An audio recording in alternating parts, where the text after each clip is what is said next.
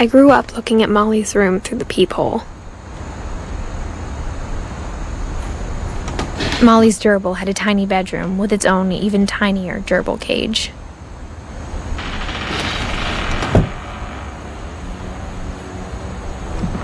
Being inside for the first time, I felt like I'd stepped behind a painting.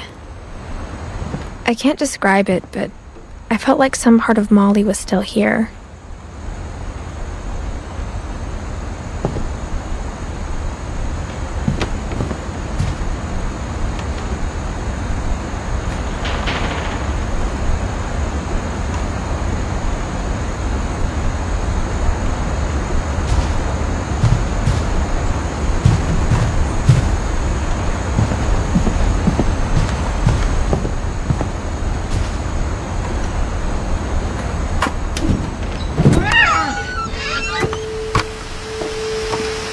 This will be obvious later, but my mom never told me any of these stories.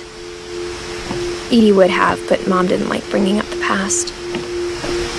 Though, when we adopted a stray kitten, she was the one who named it Molly.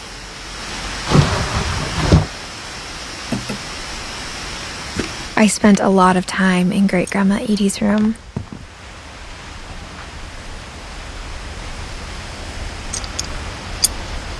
We got along, and it was a good place to hide from my mom.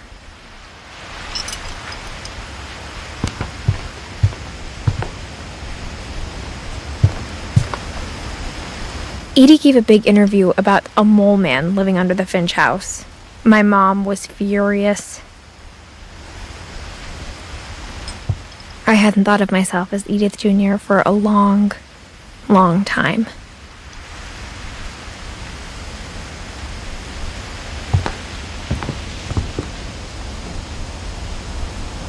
When Edie told people Sven was killed by a dragon, she could also have said he was building a dragon-shaped slide that collapsed. She could have, but she didn't.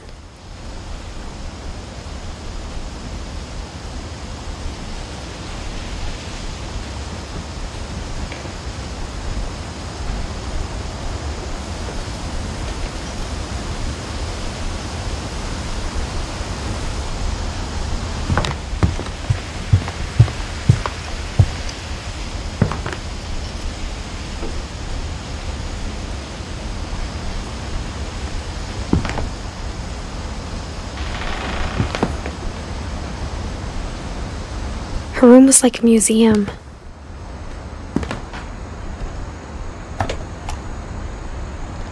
For 500 years, the Finches have been famous throughout Norway for their fortune and misfortune.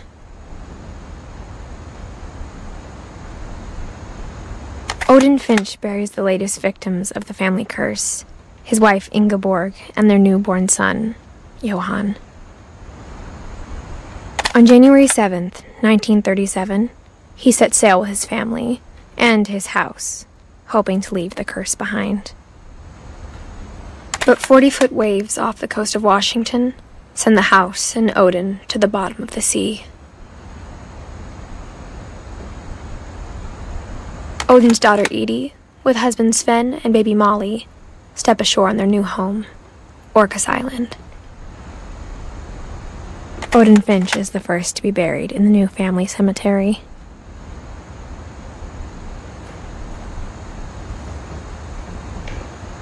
His daughter Edie is already dreaming of a new Finch house.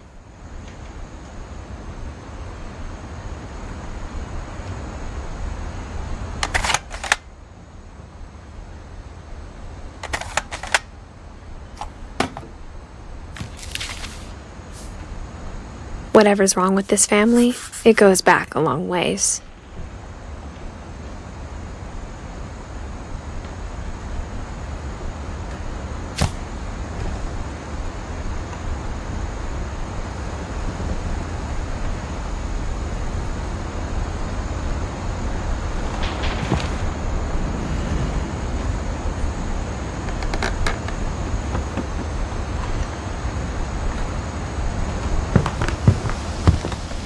Edie knit me a new pair of gloves every year, just in time to replace the old ones. Louis died a week before we left, but Edie had already started to memorialize him.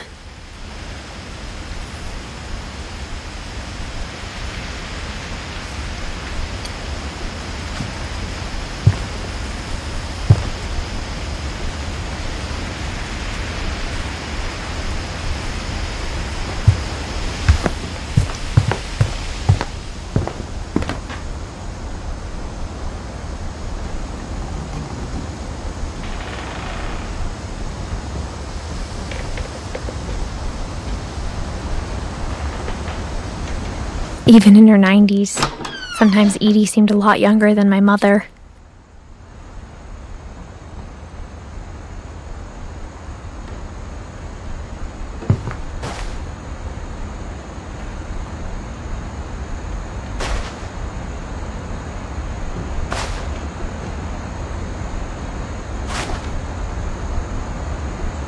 The only trace Grandpa Sam's first wife Kay left on the house was the pink bathroom. It was a pretty big trace.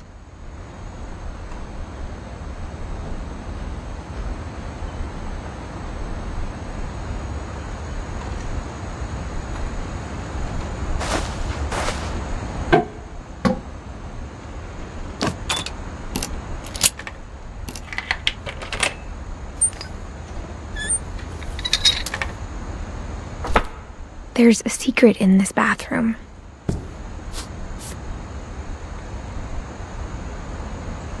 It's in the last place you would look.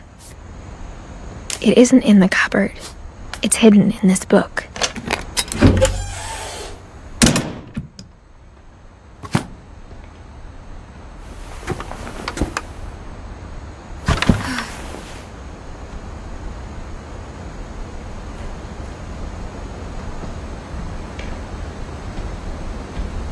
Sven gave Sam an old camera he'd refurbished. He never put it down.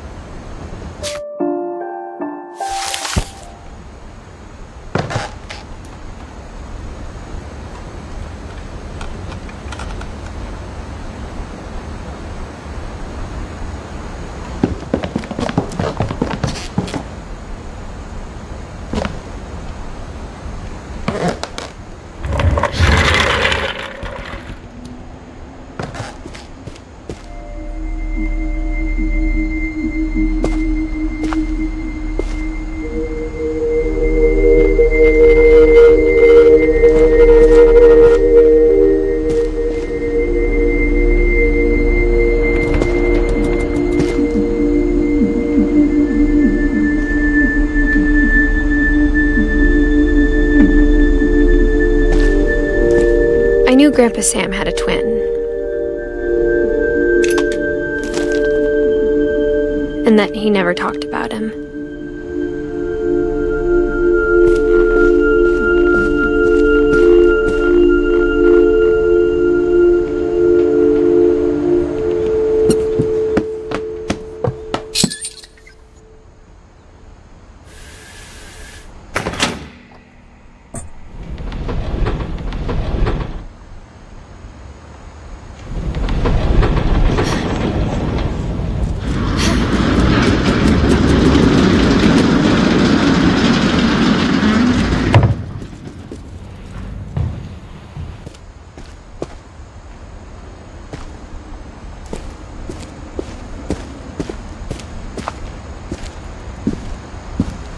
I guess my grandpa didn't like history any more than my mom did.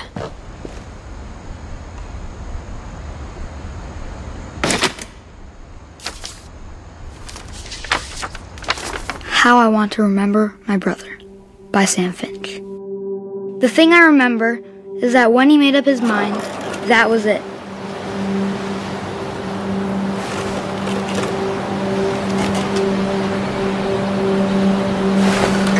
My brother said he'd die before he ate another mushroom, and he did. At Barbara's funeral, we swore we'd never be afraid again. And he wasn't. I think Calvin always wanted to fly. Sam! Calvin! Dinner's ready! Coming! But that day, he finally made up his mind to do it. I told him going around was impossible. Maybe if I hadn't said that.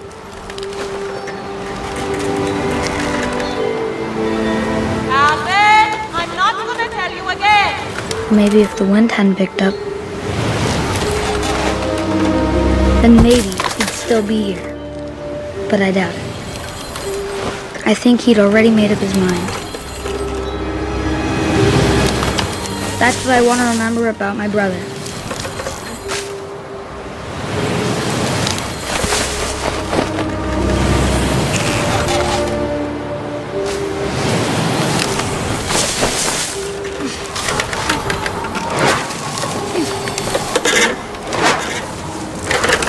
The day he made up his mind to fly, and he did.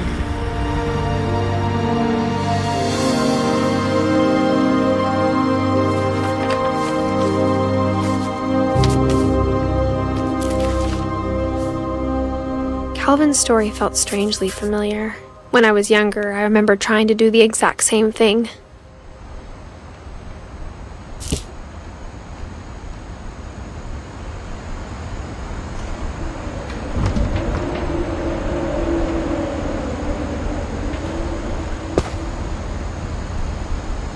After the funeral, Edie roped off Calvin's half of the room.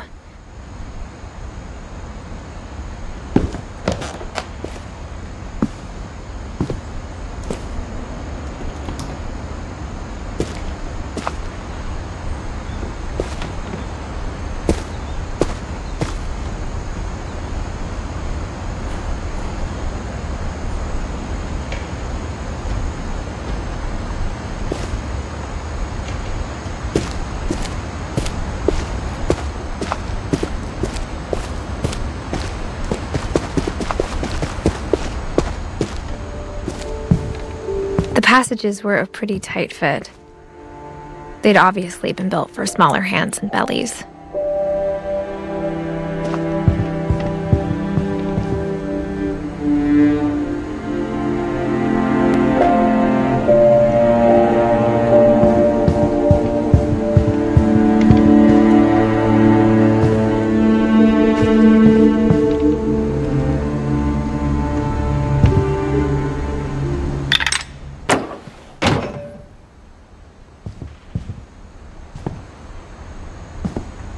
Edie's father, Odin, built the original house.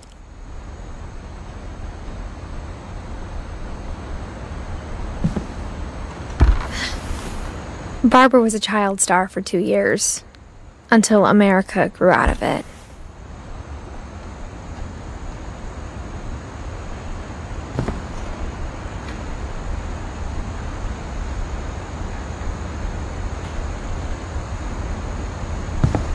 Whenever people ask me about my family, the first thing they always want to know about is Barbara.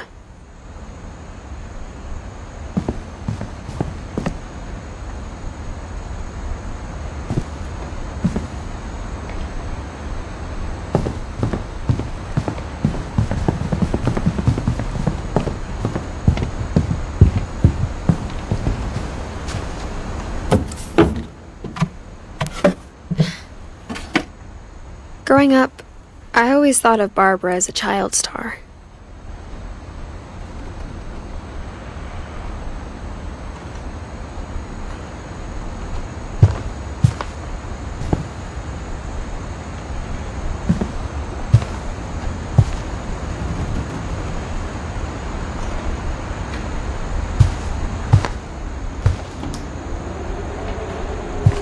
I never thought about how hard it must have been for her afterwards.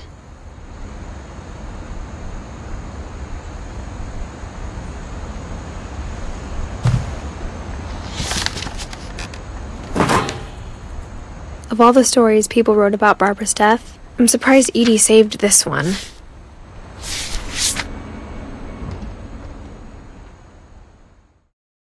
Old Jack here with another ghastly tale inspired by America's most unfortunate family. I'm calling it The Surprise Ending of Barbara Finch. As a child star, Barbara was famous for her scream. Now at 16, she was all washed up, a has-been. But in a lucky break, she'd been asked to perform her signature scream at a local convention for monster movie fans. It was just the boost her career needed. Unfortunately, her scream hadn't aged well. Getting better. I think you just need the right motivation. Her biggest fan and current boyfriend, Rick, was about to demonstrate when... Now that was a great scream. It was Barbara's father, Sven. He'd slipped into a table saw and had to be rushed to the emergency room. So Barbara got stuck babysitting her youngest brother, Walter. Her convention comeback was cancelled. Okay, I'm hearing frustration, but I'm not hearing terror. What if I tried... A gang of hoodlums in Halloween masks have been terrorizing Orcas Island tonight. Police are urging residents to... That came from the basement. You're right! Also, I loved your delivery on that. Why is your basement door locked? Because my dad likes making puzzles and secret passages. There's a key hidden in the music box. The secret is to keep winding and winding until finally the key pops out. Thanks, babe. I'll be back in a sec. 20 minutes later, Rick hadn't returned. So Barbara went to look for him, right on cue. She reached for the music box.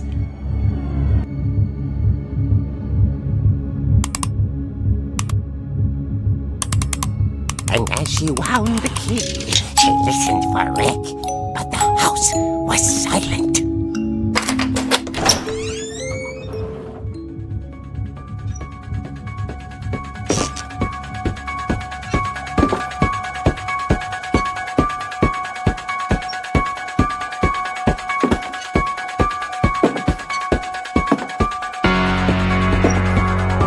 She found Rick's crutch and imagined the worst.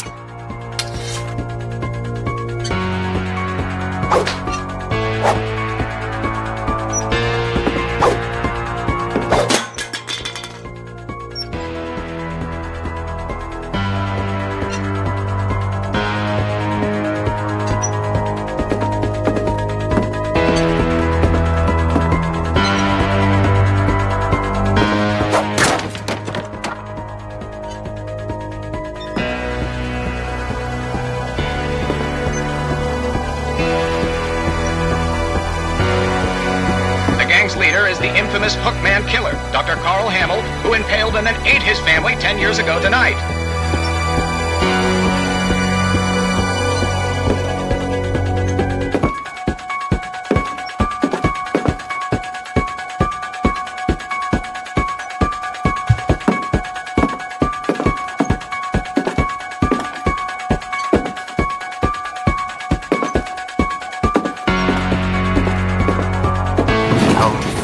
Rattled and grew still.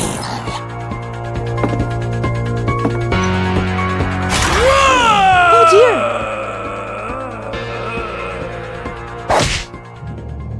Oh! Rick? Barb, relax. I was just trying to scare you to help you find your scream. Well, I'm not scared, Rick. I'm furious. Then act furious. All I'm getting from you now is that you're hurt and confused and... She threw him out, but she kept a little something to remember him by. Barb, have you seen my other crutch? And she was still holding it when she fell asleep watching the late picture show. Hours later... Barbara! Walter, what's going on up there? Ah! Okay, I'm coming up, but if this is a trick, you're dead, Walter.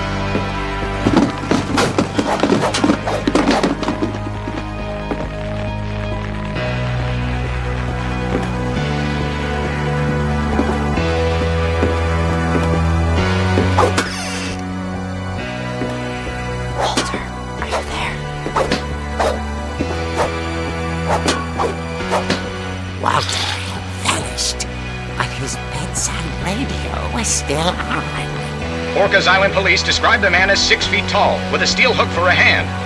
Residents are urged to lock all doors and windows and notify the police of any suspicious activity. Barbara turned, saw the hook man, and was speechless. He was quite smashing. And he was. He couldn't get enough of Barbara. Okay, Barbara, there's gotta be another way out of here.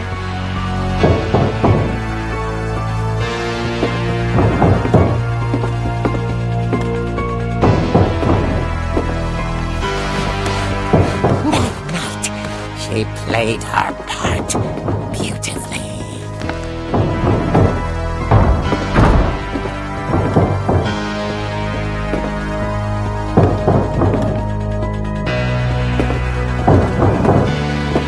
She thought about abandoning Walter, but just couldn't do it.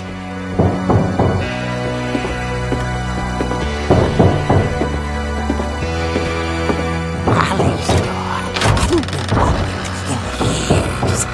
The hinges groaned.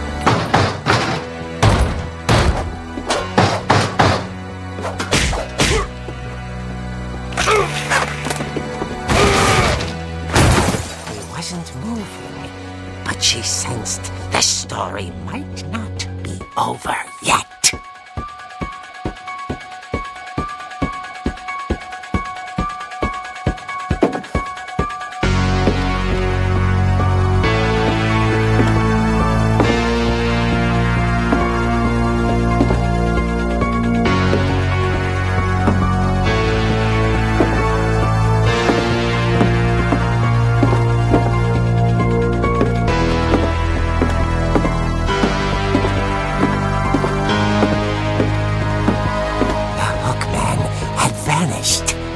She listened for his breathing, but all she heard was...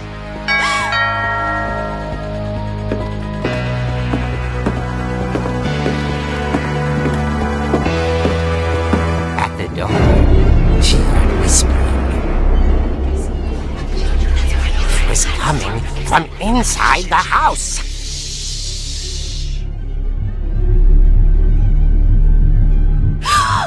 Oh dear.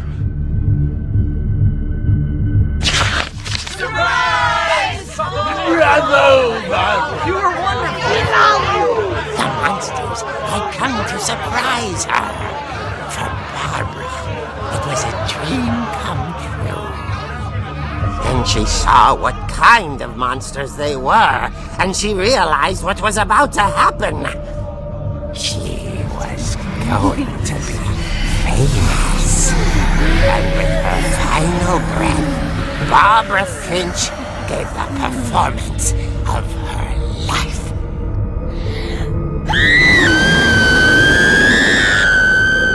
I wasn't there myself, but I hear Barbara was magnificent.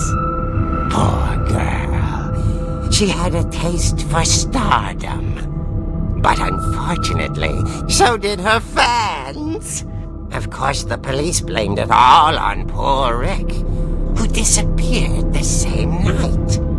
And little Walter, hiding under his bed the whole time. He took it all pretty hard, but that's another story.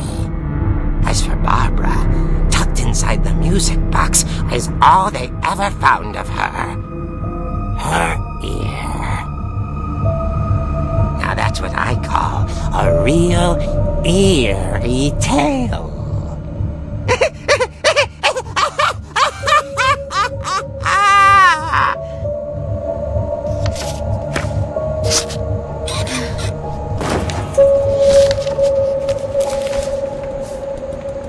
Edie told me all Barbara wanted was to be remembered, as absurd as that comic was. Maybe what Edie saw was a happy ending.